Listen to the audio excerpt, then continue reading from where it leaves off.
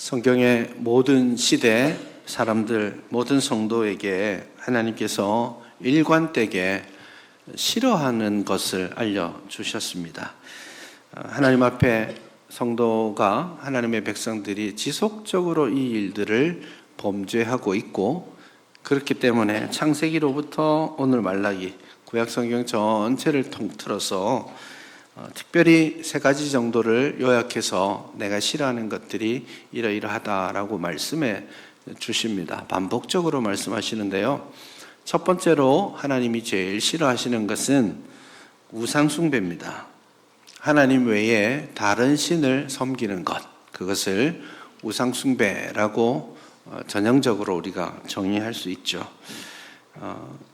예를 들자면 난 더 이상 교회 다니지 않고 절에 갈래 하고 절에 이름 올려놓고 기도하고 부처에게 절하고, 혹은 다른 신에게, 혹은 나무나 큰 돌이나 이런 데 가서 빌고 있는 거, 이런 것들이 전형적인 우상숭배라고 할 수 있겠습니다. 아마 오늘 저와 여러분들은 그런 류의 우상숭배로부터는 비교적 자유롭다고 생각할 수 있겠고요.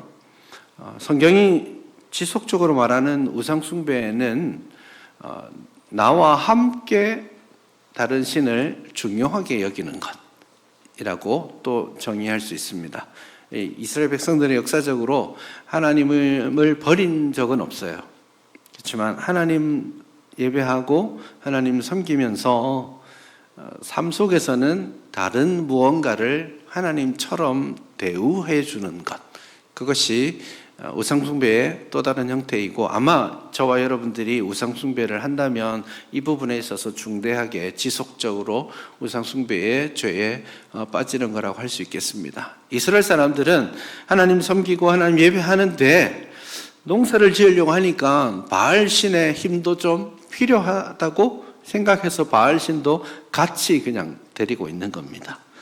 그와 같은 맥락으로 우리가 하나님을 믿고 섬긴다고 하지만 세상을 그래도 살아가려면 돈이 필요하잖아요.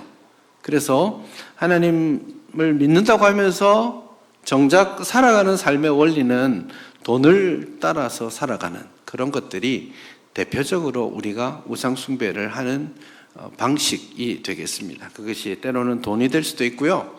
때로는 권력과 명예가 될 수 있고, 때로는 우리 자녀들이 나에게 우상처럼 되는 경우들도 있겠습니다. 다양한 그런 우상숭배의 예들이 실질적으로 하나님께서 하나님의 백성들에게 지속적으로 금하고 있는 죄악, 하나님이 싫어하시는 죄악으로 나타나 있습니다. 두 번째로 하나님이 싫어하시는 것을 이렇게 말할 수 있겠습니다.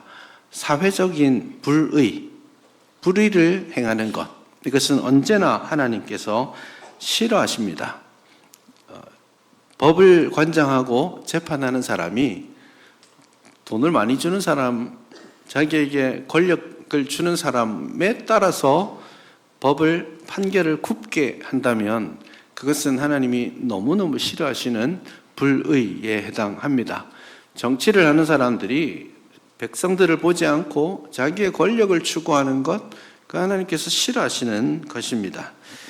종교 지도자들이 하나님의 말씀을 제대로 전하지 않고 이 강단에서 하나님이 전하고 싶은 메시지가 아니라 사람들이 듣고 싶은 메시지를 전하는 것, 그것도 하나님이 매우 싫어하시는 사회적 불의에 해당합니다. 뭐 어떻게 살았는지 상관없이 교회만 오면 목사님이 평안하다, 평안하다, 복 받아라, 뭐 잘 될 거야, 이런 얘기만 하고 그런 일종의 마약 같은 말만 듣고 돌아가는 것, 그런 구조가 하나님께서 매우 싫어하시는 사회적인 죄악이라고 할 수 있습니다. 어느 시대든 어느 공동체든 그 공동체가 건강하고 성숙해 간다라는 것을 나타내는 지표가 이 사회적인 의와 관련되어 있다는 것도 우리가 인식할 필요가 있습니다. 예를 들어서 어느 사회든지 고아나 과부나 연약한 사람들, 장애인들, 이런 분들을 어떤 식으로 바라보고 그런 분들에게 어떻게 대우하고 배려할 수 있는가, 그런 사회적 풍토, 그런 제도적 장치를 마련해 가는 것이 하나님께서 원하시는 이 사회 공동체인 것이죠. 그런 맥락에서 사회적 불의를 행하는 것을 하나님은 매우 싫어하시고 지속적으로 그 부분에 있어서 경고하고 심판의 메시지들을 주고 계십니다. 세 번째가 있습니다. 세 번째는 형식적인 예배를 하나님께서는 매우 싫어하십니다. 형식적인 예배, 이건 사실은 예배라는 건 태초로부터 지금까지 앞으로도 계속해서 하나님께 드려져야 하는, 그리고 실제로 드려지고 있는 것들인데, 그들 중에서 하나님은 태초부터 지금까지 계속해서 형식적으로만 예배하러 오는 것은 난 정말 싫어 라고 말씀하십니다.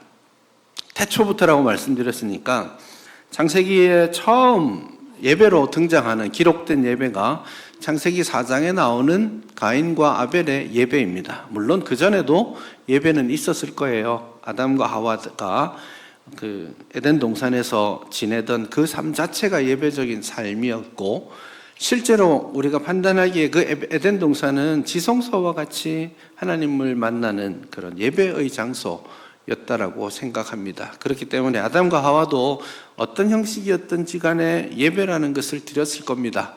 하지만 성경이 기록하고 있는 최초의 예배는 가인과 아벨의 예배이죠. 그러니 성경 처음에 나오는 가인과 아벨의 예배에서 하나님이 어떤 사람의 예배는 받으시고 어떤 사람의 예배는 받지 않으셨습니다.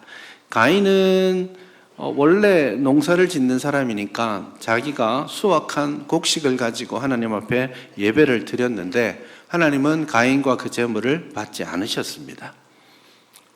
이유를 정확하게 말씀하시지는 않았지만 받지 않으셨어요. 그런데 아벨은 목축을 하는 사람이니까 양의 첫 새끼와 기름을 가지고 하나님 앞에 예배를 드렸습니다. 그런데 하나님은 아벨의 예배는 받으셨습니다. 첫 예배부터 어떤 사람의 예배는 다 드리러 왔잖아요. 어떤 형식으로든 예배는 드렸거든요. 그 예배들 중에 어떤 사람의 예배는 받지 않으셨고 어떤 사람은 받으셨습니다. 차이가 있는 거죠. 오늘 말라기, 오늘 읽은 이 본문이 구약 성경으로 치면 구약 성경의 마지막 예배 장면이거든요. 그러니까 첫 예배도 어떤 사람의 예배는 난 싫어 하셨고, 마지막 구약의 마지막 예배를 묘사하는 여기서도 하나님께서는 어떤 사람의 예배를 원하지 않는다라고 분명하게 말씀하고 계십니다.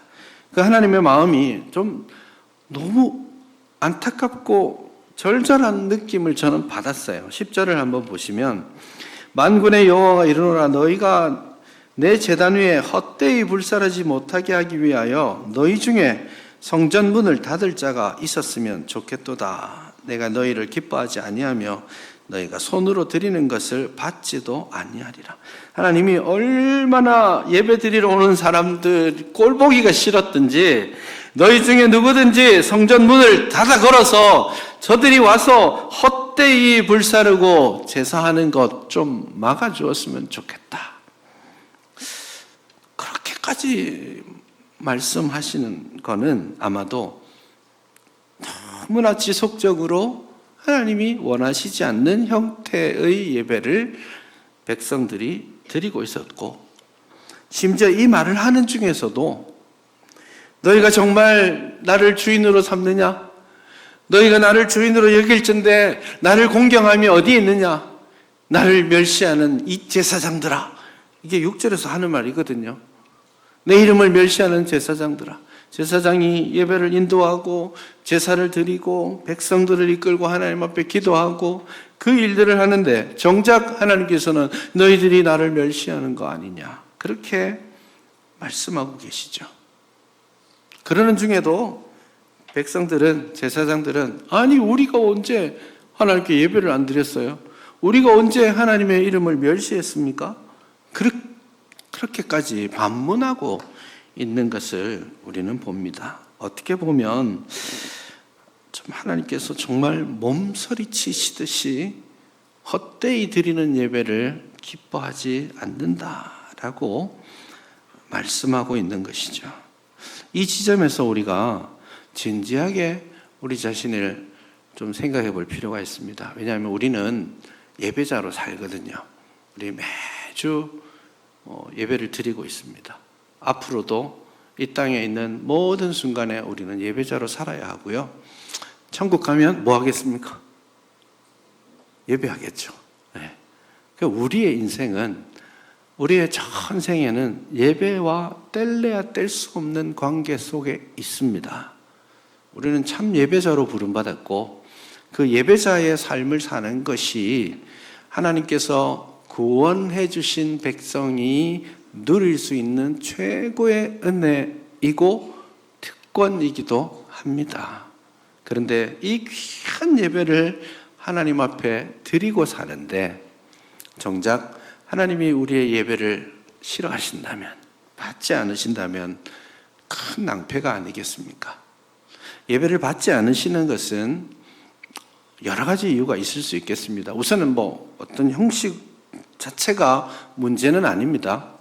어떤 형식으로 드리느냐, 어떤 제물, 곡식이냐, 혹은 짐승이냐, 이런 것들이 핵심은 아닙니다. 저와 여러분들이 드리는 예배도 순서들이 다 정해져 있기는 하지만 다양하죠. 주일 오전은 훨씬 더 좀 전통적인 방식의 예배 순서를, 형식을 가지고 있습니다. 이제 차차 올해 우리 주제가 예배가 삶이 되고 삶이 예배가 되는 이건데요. 그래서 올해 예배에 대한 말씀들을 더 구체적으로 나누게 될 텐데, 곧 제가 준비해서 전하게 될 말씀은 우리는 왜 이렇게 예배 드리고 있는가, 이걸 좀 전하려고 합니다. 우리가 이 주일 오전 예배 형식을 담아서 하고 있는데, 이 형식에도 우리의 신학이, 우리의 신앙 고백이 담겨져 있거든요. 그냥 하는 거 아닙니다. 좀 배울 필요가 있죠. 하지만 그 형식이 사실 절대적이거나 그런 건 아닙니다. 그래서 성경에 이런 형식으로 구체적으로 이거 다음엔 이거 하고, 이거 다음엔 이거 하고, 이거 빼먹으면 안 돼, 이렇게 말씀하시는 것은 없죠.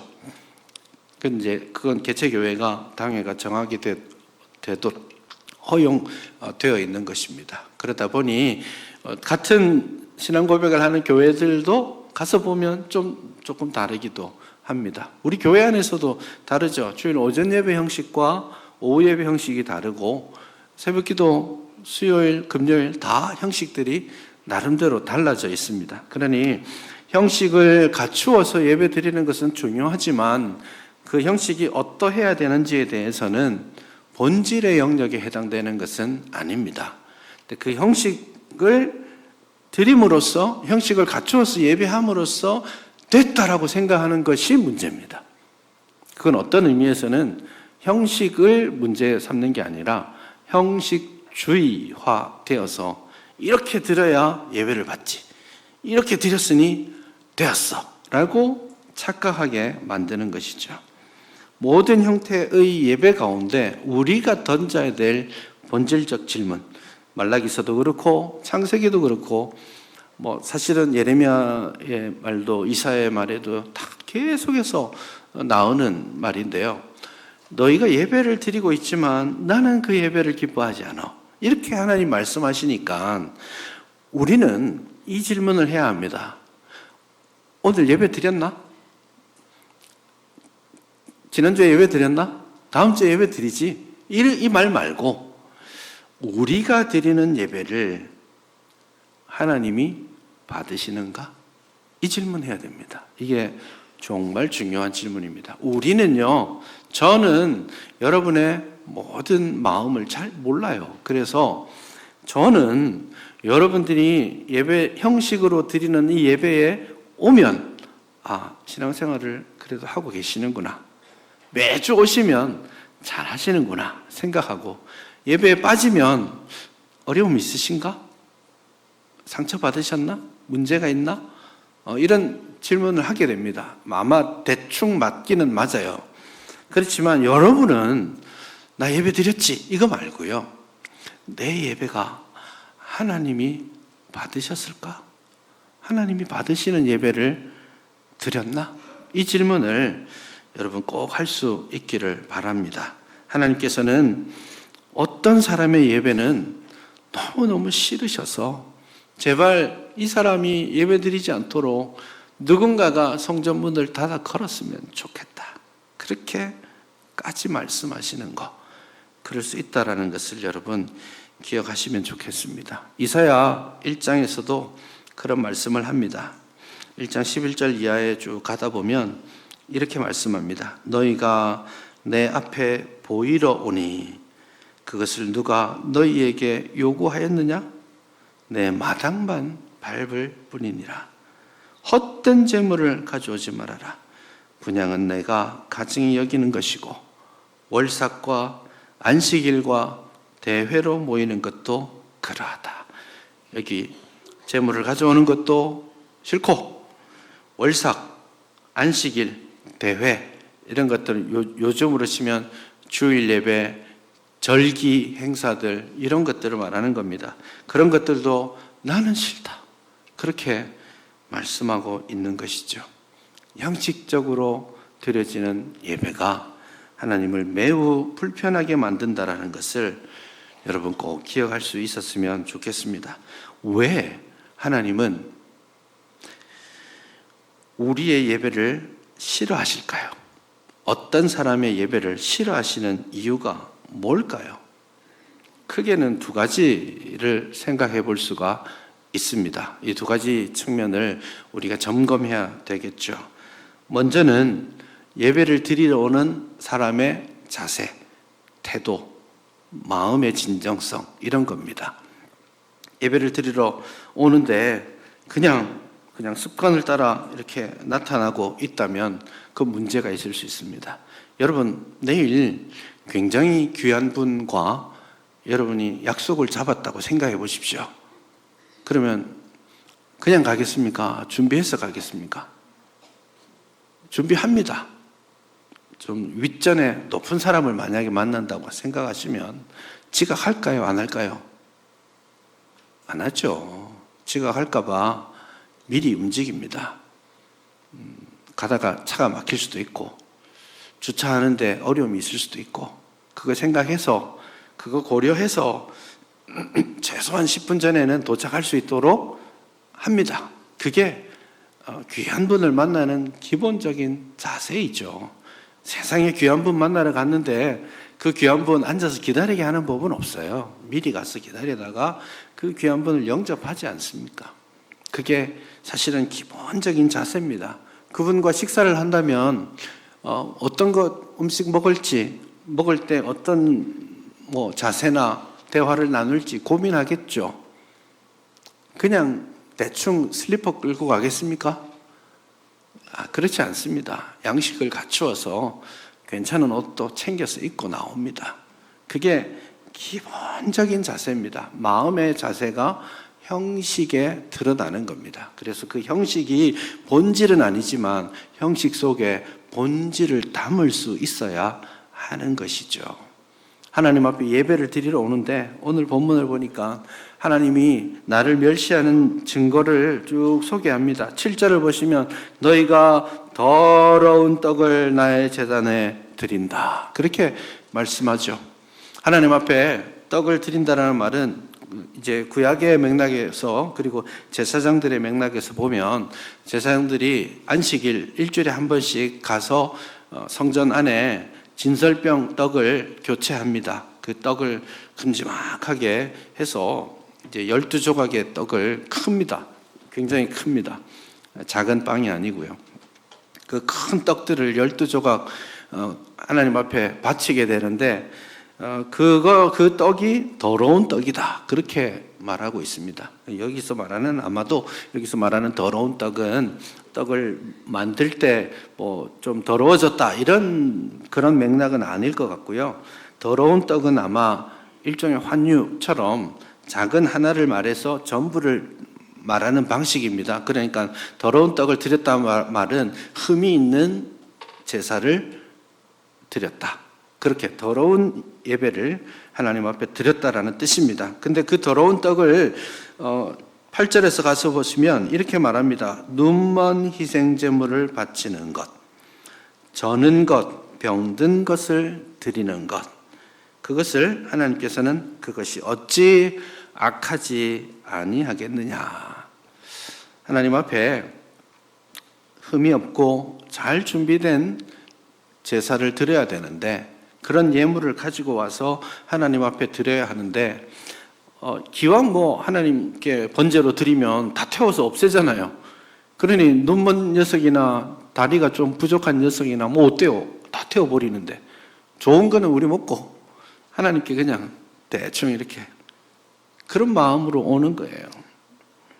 이 마음가짐이 하나님께서 우리의 예배를 받지 않으시는 것들입니다. 여러분은 어떻습니까? 여러분 이 예배를 위해서 정말 최고로 높으신 우리 주님 만나는 거 아닙니까? 늦지 않기 위해서 미리 잘 준비하고 계십니까? 예배를 잘 드리기 위해서 최소한 어제 저녁쯤에는 주보를 좀 챙겨서 보시고, 전하는 하나님의 말씀도 한번 찾아보시고, 오늘 기도하시는 분이 누군지, 오늘 찬양은 어떻게 되는지, 특별한 순서는 있는지, 광고는 뭔지 한번 살펴보셨습니까? 늦게 이제 살펴보시느라고 지금 읽고 계시는 분도 계실 수 있겠는데, 이 마음의 준비가 언제부터 되느냐? 있는 겁니다. 여러분들이 하나님 앞에 가져오는 예물은 깨끗한 겁니까? 하나님이 기뻐하시는 겁니까? 그런 것들이 준비되지 않았기 때문에 하나님께서는 너희가 내 이름을 멸시하는 거 아니냐? 너희가 나에게 가져오는 그것을 너희 총독에게 가져가 봐라. 그 총독이 눈먼 것, 저는 것, 선물이라고 가져오면 좋아하시겠느냐? 이렇게 반문하고 계시잖아요. 그래서 우리가 하나님 앞에 드릴 때, 하나님 앞에 예배할 때 우리의 마음의 진정성이, 우리가 이 예배를 기대하고 준비하고 귀하신 주님 만나는 그 마음의 준비를 하나님 앞에서 하고 있느냐, 그 질문을 오늘 저와 여러분들이 스스로에게 할 수 있기를 바랍니다. 하나님의 이름을 가볍게 여기기 때문에 하나님이 중요하지 않으니까 아무렇게나 오는 거 아닙니까? 정말 하나님을 존귀하게 모시고 있다면 그만큼 우리가 마음의 자세, 우리 외적인 형식 다 갖추어서 주님을 만나는 것 아니겠습니까? 이게 하나님을 멸시한다, 가볍게 여긴다라고 표현되어 있지만, 정작 하나님이 원하시는 것은 내가 주인일진데 나를 두려워함이 있느냐, 나를 공경함이 있느냐, 이렇게 말하잖아요. 여기 두려워한다, 공경한다 똑같은 말인데요, 그게 뭐냐면 무겁게 여긴다, 이런 뜻입니다. 히브리어로. 그러니까 하나님을 가볍게 여기니까 아무렇게나 하지만, 하나님을 공경하고 하나님을 경외하고 하나님을 두려워하니까, 다시 말해서 하나님을 무겁게 여기니까, 하나님 말씀을 들을 때 그 말씀을 무겁게 여기니까, 하나님을 정말 귀한 분으로 여기니까 그분 앞에 서는 내 마음의 자세와 내 외적인 모습들을 잘 준비하는 것 아니겠습니까? 그것이 첫 번째입니다. 하나님이 내가 드리는 예배를 받으시는가? 그 질문을 했을 때 첫 번째로 나는 정말 하나님을 가장 존귀한 분으로 여기고 있는가? 그분께 합당하게 내 마음과 내 형식을 드리고 있는가? 이 질문을 여러분 하셔야 되고요. 두 번째는 그들이 가볍게 여기기 때문에 아무 예물이나 가지고 와서 드리려고 하는 이유는 뭐냐면 그들의 마음에 악함이 있기 때문입니다. 그래서 이 진정으로 드리는 준비된 예배도 중요하지만 그건 올 때의 이야기고요. 사실은 하나님께서 더 중요하게 여기시는 것은 예배하러 오기 전까지의 삶이 예배자의 삶이었는지 하나님은 항상 질문하십니다. 우리가 읽지는 않았지만 하나님께서는 레위와 맺었던 언약, 다시 말해서 이 제사장들이 예배를 드렸고 하나님이 기뻐 받으셨던 그 순간을 하나님께서 이렇게 추억하듯이 말씀하십니다. 2장 6절에 가서 보시면 그의 입에는 진리의 법이 있었고 그의 입술에는 불의함이 없었으며 그가 화평함과 정직함으로 나와 동행하며 많은 사람을 돌이켜 죄악에서 떠나게 하였느니라. 하나님께서 레위와 세운 언약이 생명과 평강의 언약이었고, 그로 말미암아서 하나님을 경외하고 하나님의 이름을 두려워하는 것이었는데, 그 외적인 형태는 뭐였냐면 입술에 무엇이에요? 진리의 법이 있었고요.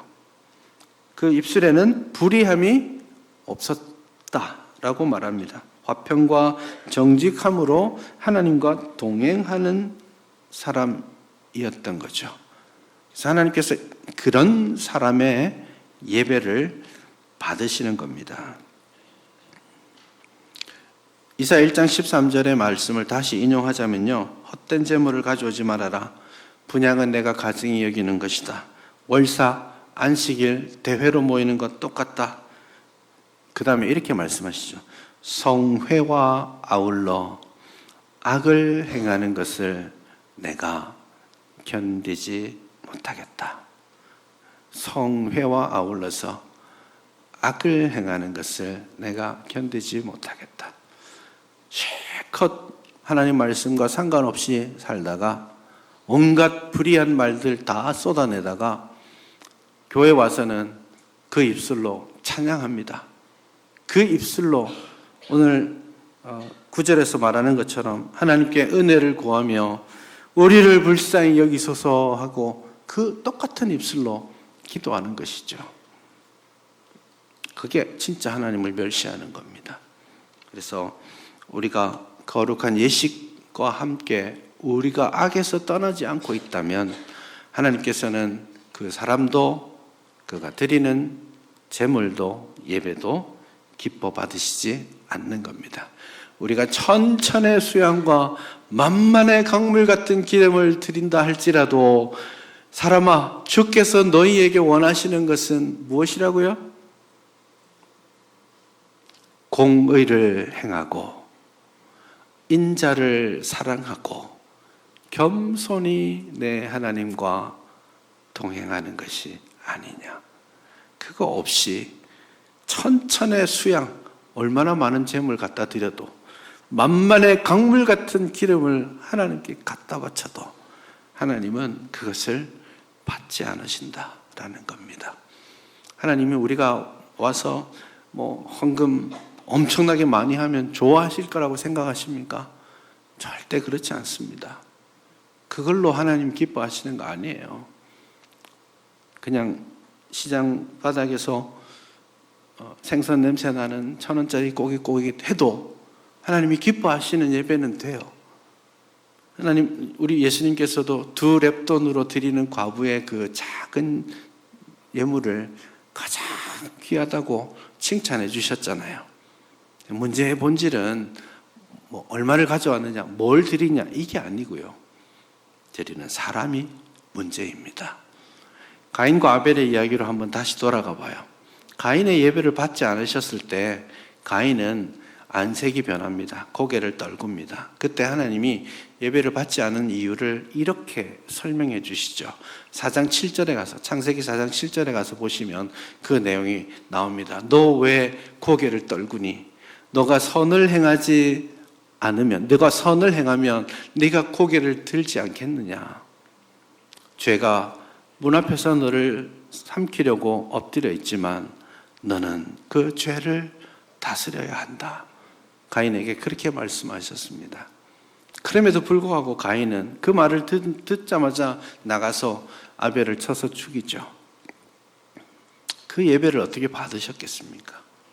하나님은 하나님 앞에 드리는 예배뿐만 아니라 엿새 동안 우리가 충성스럽게 최선의 예배를 삶 속에서 드리다가 왔을 때 그 예배를 받으십니다. 그래, 우리 십계명에도 뭐라고 되어 있습니까? 안식일 지키라고 하면서 전제가 뭐예요?